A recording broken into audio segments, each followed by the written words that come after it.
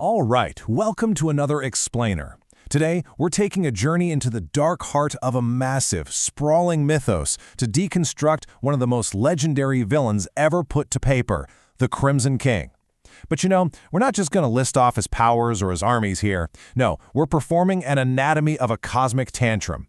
We're going to see how a terrifying force of universal destruction is, at its absolute core, a cautionary archetype of spite and entropic self-destruction. Okay, let's dive into this epic tale.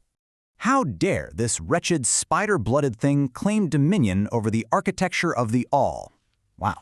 Just let the dramatic weight of that quote sit with you for a second, right? It immediately pulls us into the cosmic stakes here. We're dealing with an entity that wants to literally tear down the fabric of existence. But to truly understand the threat he poses, we've got to look past that famous red cloak and his grand terrifying reputation and peer directly into his twisted psychology. Section 1. The Throne of Nothingness. So before we can really grasp the king's endgame, we have to look at where he comes from. He's fundamentally a being torn between two very distinct worlds. To some cultures, he's known simply as Los. To others, he goes by Ramabala. But the key here is his fractured origin. He carries the noble, golden blood of Arthur Eld, right? The legendary king of old. But that nobility is deeply, deeply corrupted. It's completely curdled by the Prim, which is that primordial, filthy chaos that existed before the worlds were even made.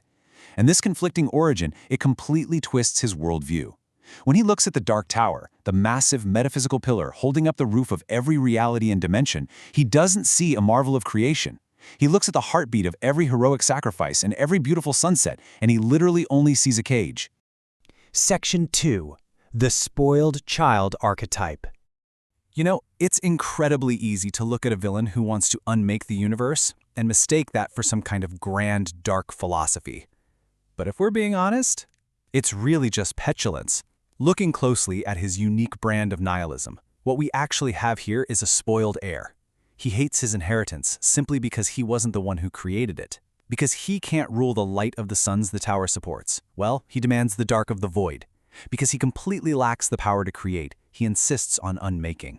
He's essentially a cosmic toddler, just knocking over a massive tower of blocks because he isn't the absolute center of attention. He literally wants to tear down the vibrant tapestry of all worlds just so he can be the only thing left screaming in the void.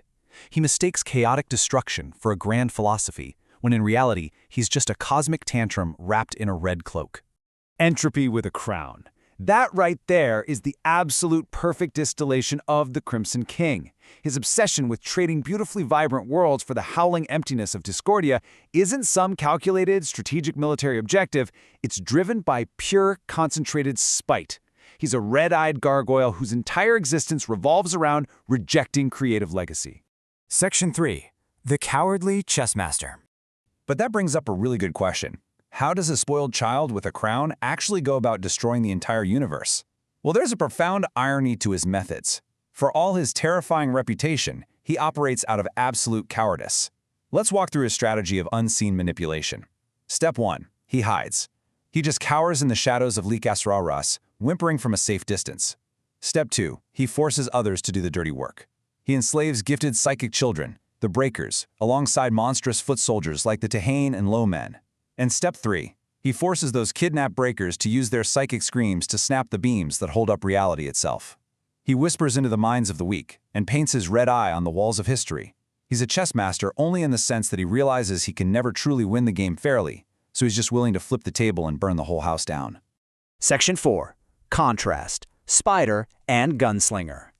And this brilliantly illustrates his true nature, especially when we look at his ultimate foil. Both of these figures are blood brothers in a sense, right?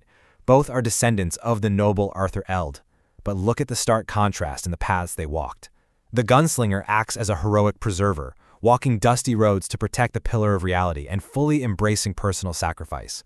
The Crimson King, on the other hand, is a cosmic parasite. He hides in the shadows, acting as a cancer on existence, seeking only to unmake what his cousin literally bleeds to protect. Section 5. A Trap of Paranoia. Which inevitably leads us to the terrifying climax of his master plan. Imagine the moment, the satisfying crack of the beams breaking, reality folding in on itself, echoing across the multiverse. The king's ultimate goal was to collapse everything into Discordia, that chaotic, gray nothingness he so desperately wants to rule over. Now, you'd think this would be his moment of ultimate triumph, right? Ascending to godhood amidst the ruin? Actually, scratch that. It's the exact opposite. The collapse doesn't elevate him at all. Instead, his regal facade completely falls away, and his true nature is laid bare, a spindly, spider-like nightmare with burning eyes. His mind completely frays into what the sources describe as frantic, senile paranoia. Why? Because he's trapped. He is literally locked on his high balcony of bone by the very destruction he orchestrated.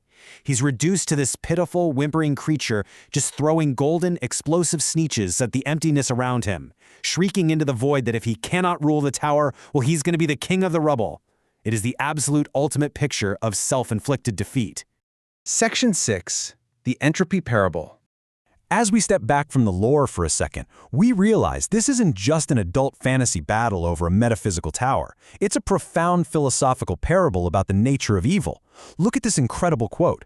"He is nothing but a red smudge on the canvas of a reality that is far stronger, far more beautiful, and far more enduring than his petty, chaotic hate." This is absolutely crucial. Malevolence, when you strip away the fear and really examine it up close, is ultimately hollow. It's pitiful. The Crimson King becomes an eternal prisoner of his own spite, trapped by the exact nothingness he worshipped. Which leaves us with this final provocative thought to ponder. How does the Crimson King's pathetic fate serve as a cautionary archetype for how entropy eventually devours itself in the dark? Whether we're talking about epic fantasy lore or the destructive narcissism we sometimes see in our own world, it's a really powerful reminder. Those who seek only to tear things down and rule over absolute nothingness will eventually find themselves exactly there, alone, trapped, and completely undone by their own making. Thanks so much for joining me on this explainer, and I really hope it leaves you thinking differently about the eternal battle between creation and destruction. Catch you next time.